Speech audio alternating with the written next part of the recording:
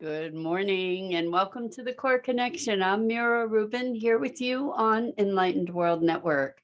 And today's topic is stand up. When one person rises to their feet, it licenses others to do the same. That's how a standing ovation gets started.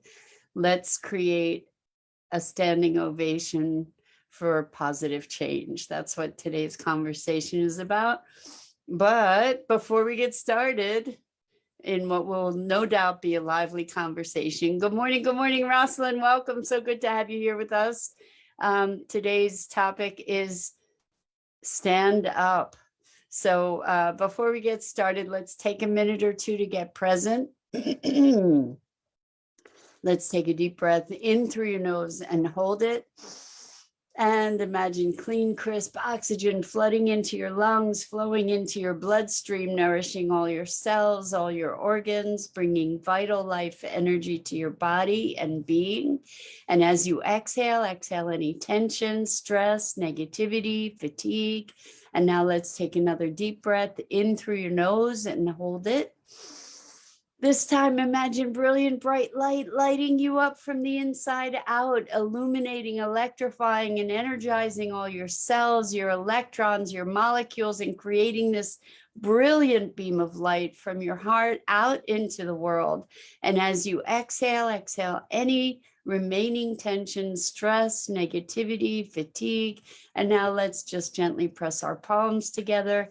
Softly rub your fingers against your palms and feel the deliciousness of that sensation, and allow that sensation to bring you present right here, right now, into this remarkable physical form that enables you to experience life. Welcome. Good morning, Lisa. So good to have you joining us this morning.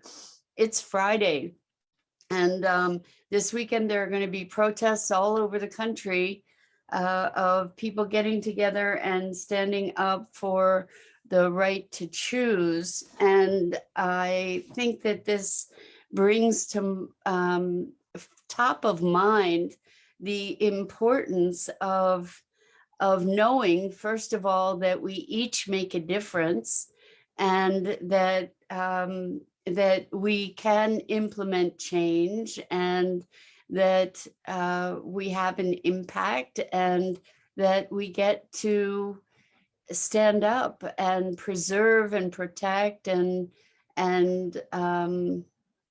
support and empower and embody the our convictions, whatever they may be. And last night on the Sustainability Now movie hour, movie night, it's actually 2 hours, we had an amazing evening, and we aired the Awakening the Dreamer Symposium that is put out or that was created by Pachamama Alliance. And there was this wonderful full-length movie. It was from, I think it was from 2010 or 11. It was from a while ago, but and while the statistics quoted in the movie are outdated a bit, the power of it is profound. And what it's talking about is shifting our conversation about the way we live on the planet. And as we shift our conversation and our relationship to who we are and what we do and be with ourselves, each other, and the planet and nature, the natural world, that there is possibility and there is hope for a future. And there were bunches of things that I took notes about in the conversation, or from the conversation last night. And I just want to share some of them because I think that they're really important for these moments. Well, we are facing so many moments as a species on this planet, or as a consciousness on this planet. as a citizen of this planet, and a life form on this planet, we're all facing a very critical moment. And I think that this conversation has profound significance for our activism on all levels, whether it's human rights or the rights of nature, you know, the whole spectrum, and they shouldn't be different. You know, that human rights need to include the rights of nature, because that is our source of life, right? So one of the concepts that came through in this film last night that was so powerful was the notion of blessed unrest. And when we think, or when I think about blessed unrest, it's in contrast to complacency, you know, to recognize that there are many things that need help and need new possibility, and recognizing those things, it's discomforting, it's unsettling at the very least, if not heartbreaking and devastating, to be looking at what is happening in the world and what we're doing to the planet. And, you know, just sometimes it feels completely overwhelming and insurmountable on every level. And that sense of blessed unrest is, I think, the place where we get to choose to be in action, to stand up. And when one of the things that was said was that when one person stands up, for instance, in a standing ovation, when one person stands up, you know, that starts this swell of energy that gives license for others to stand up as well. And you can be that person. You can be the first to stand up, or one of many to stand up. And we get to do that. We get to stand up. And we came here, I believe that we came here to, at this very particular time in the history of humanity, to make a difference and to turn things around and to create a world of thriving possibility for all life. And there are so many things that are calling our attention. So Rosalind says, standing up draws attention to become a target, but in numbers, the targeted response changes to address more than one person. Well, so I agree. And this is, you bring up a very important and prevalent issue, is I want to stay under the radar. I don't want to be seen. And lots of us have, whether it's cellular memory or whatever kind of memories, fear of being seen, because, you know, if it's prior lifetimes or whatever, we've been burned or drowned or flayed or murdered in some other way for standing up. We get to choose anyway. And I think that the choice comes when the heartbreak, the degree of heartbreak exceeds the fear. And I hope that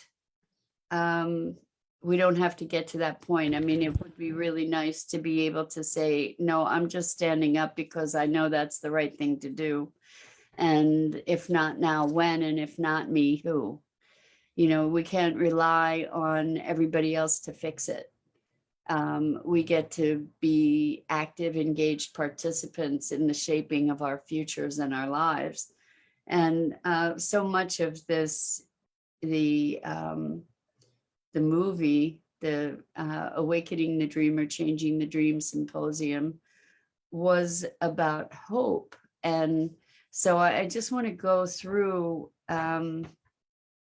one of the things that they talked about, what was in this film. It was really about the marrying of the genius of contemporary culture with the wisdom of indigenous peoples, and really what that came down to was the marrying of the genius of the human mind with the wisdom of the human heart.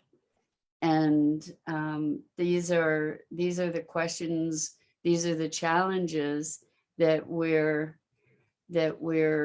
confronting daily. So Lisa says hope, not faith. Well, I guess I don't know how to separate the two, frankly. You know, faith might be faith in somebody else to hope, and faith could be faith that somebody else is going to take care of it, you know.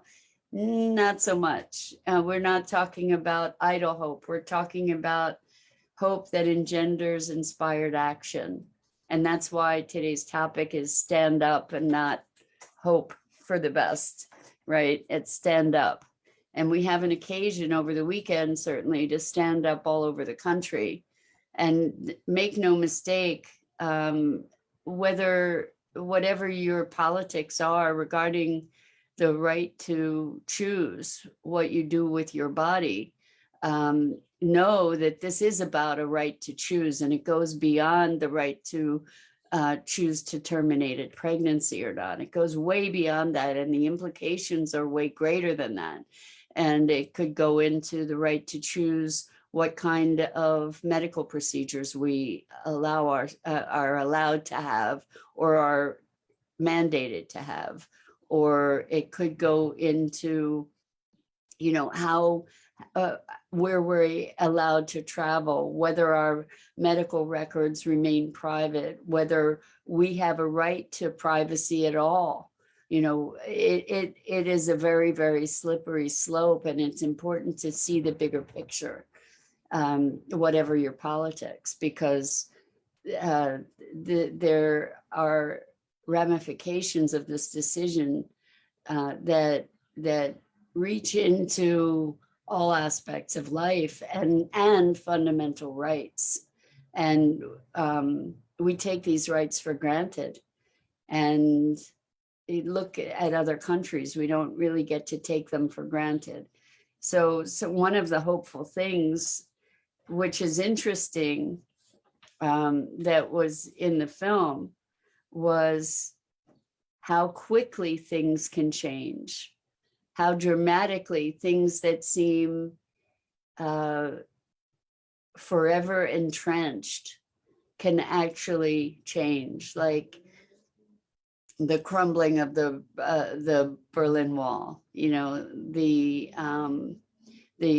shift in apartheid in South Africa, the things that look like they're there forever, that there's an opportunity for those things to transform.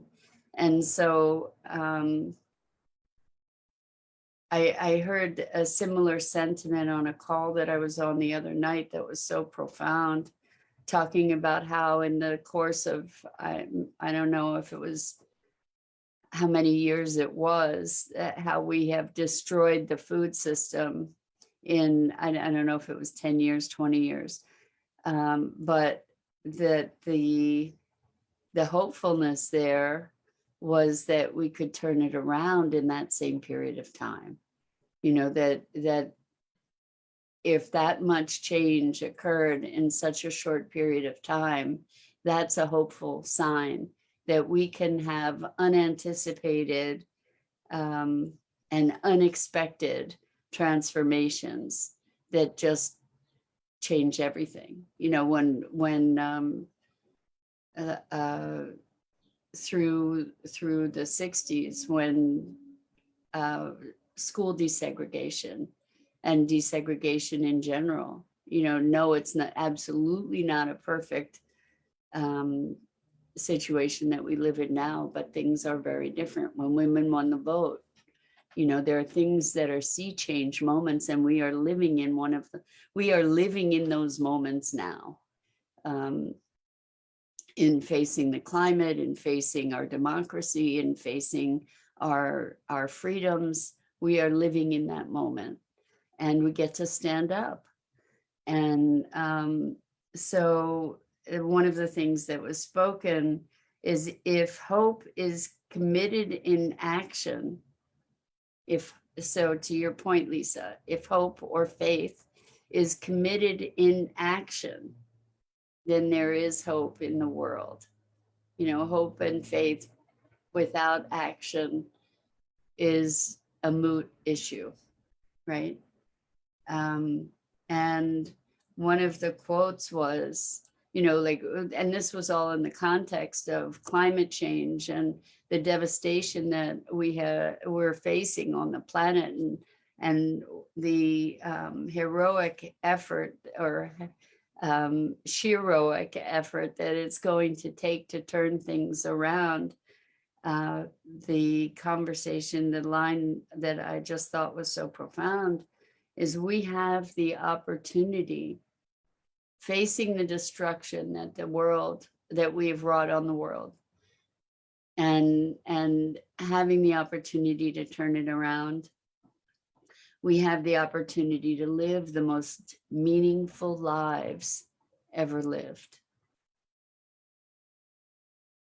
So I want you to take a moment to allow that to sink in, that we have brought the world to a precipice of destruction.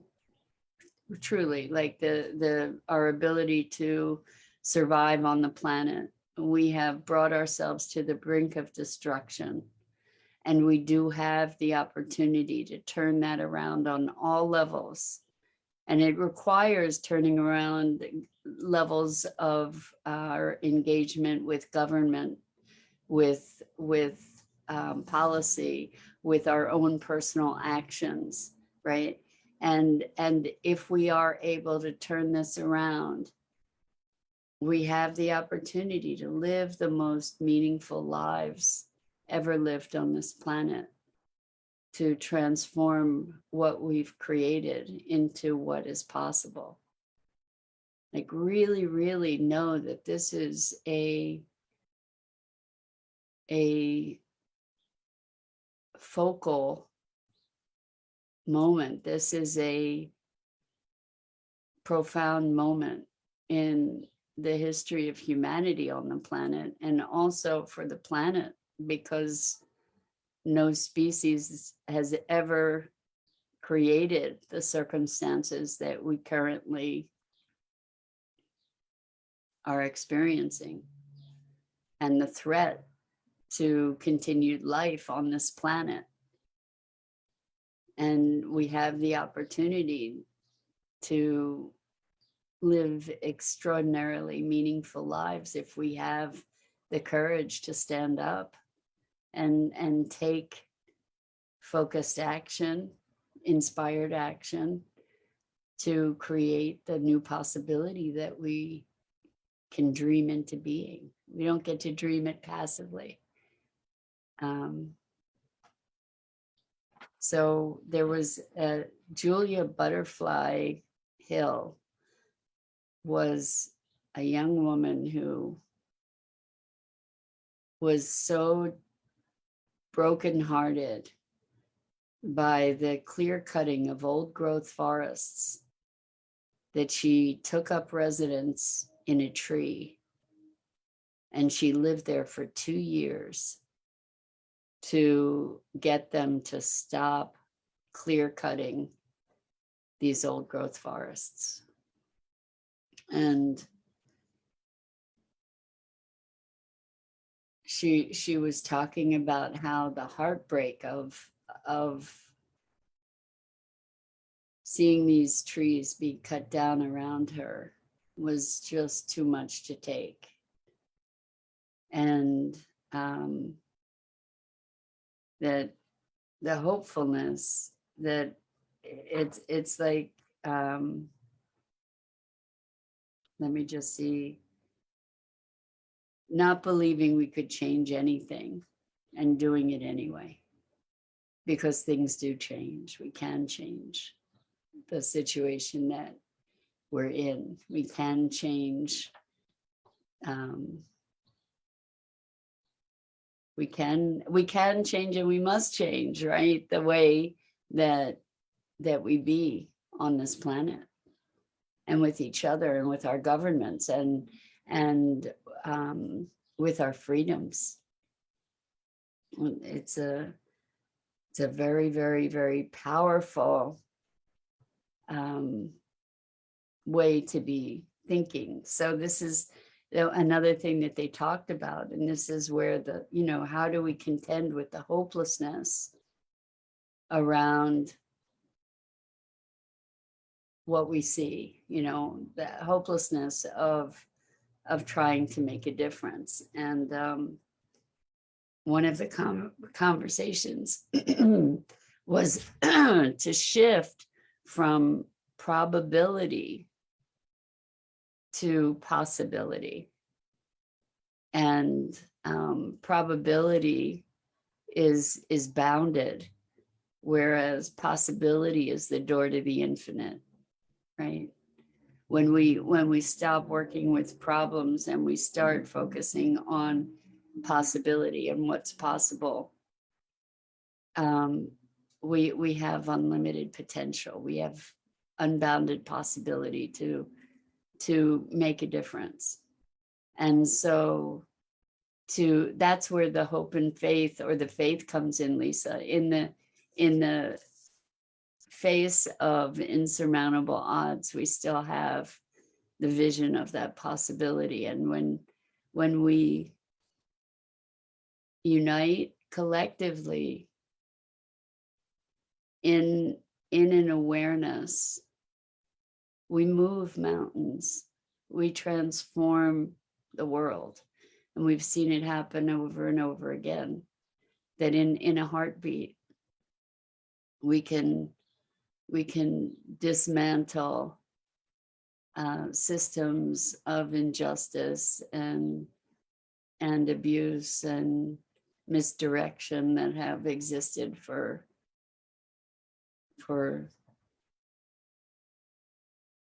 extremely long times. So I'm just looking to see. So they were talking about, the when women got the right to vote, when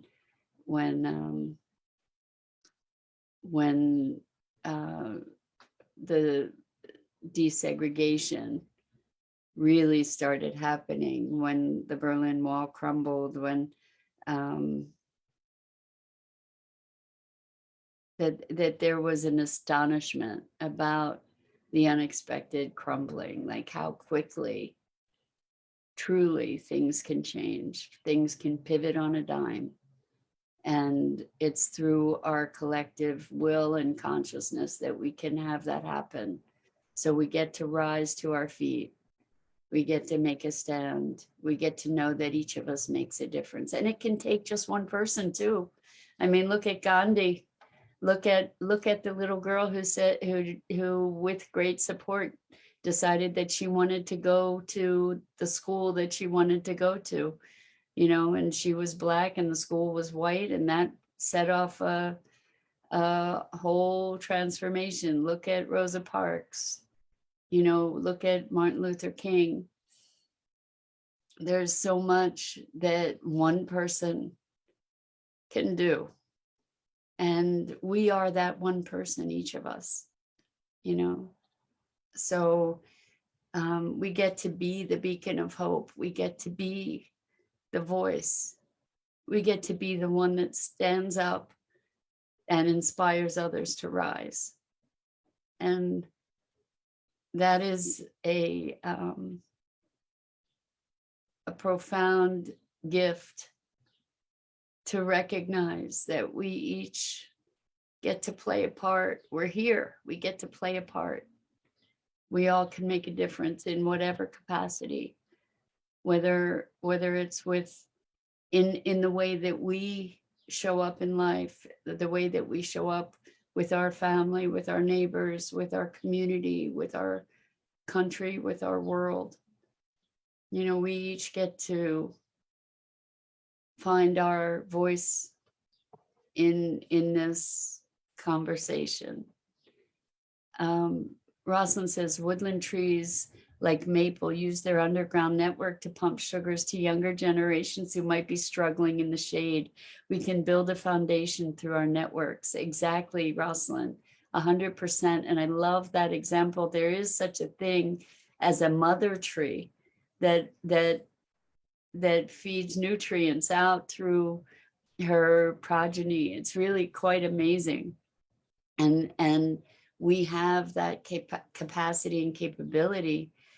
And Bernadette says, when you have the masses of people, everything can change. Good morning, everyone. Good morning, Bernadette. So good to have you here with us. And so there are people who galvanize the masses also. And whether we're one of the masses or one of the galvanizers, we're probably one of the galvanizers on some level, you know, but we all make a difference. So I encourage you to take the opportunity to stand up and to be engaged and to make your voice heard and to know that we all collectively make a difference. Rosalind says, does anyone in your forest need a bit of help to find their patch of light? I think we all do, Rosalind. And as we all, you know, rise up, we get to share that light. So this is a call to your activism. This is a call to say, you don't get to be a spectator here. You know, you don't get to just sit back and watch the show. You are the part of the show. We all are. And I'm just looking to see if there are any other quotes here. We can't have peace on earth unless there's peace with the earth. So we have the greatest opportunity any generation has ever faced. And then the hopeful underlying faith is that it's a moral universe, despite appearances to the contrary.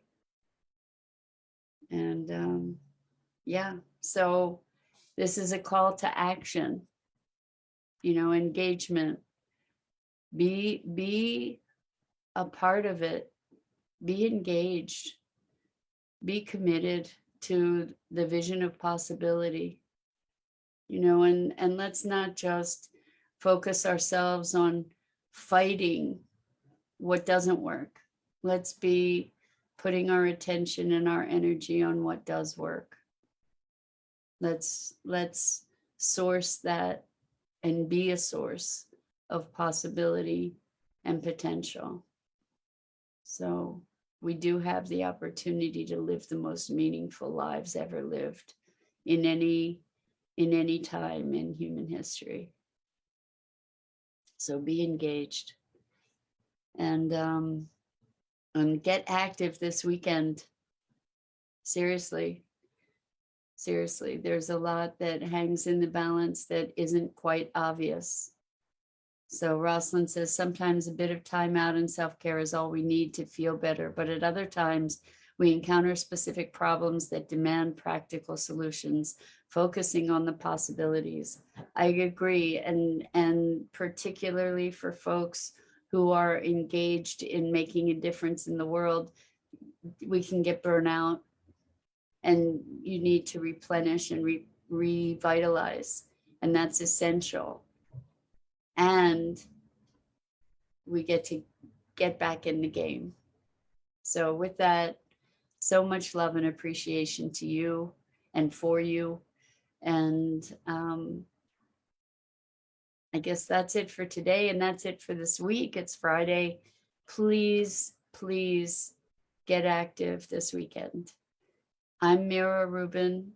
This is the Core Connection, and I go live here each weekday morning on Enlightened World Network. Please check out the other awesome programming on Enlightened World Network's network. So Enlightened World Living, EWN, One with the Earth. And until next time, stand up, and know that you matter and that you can make a difference. So much love.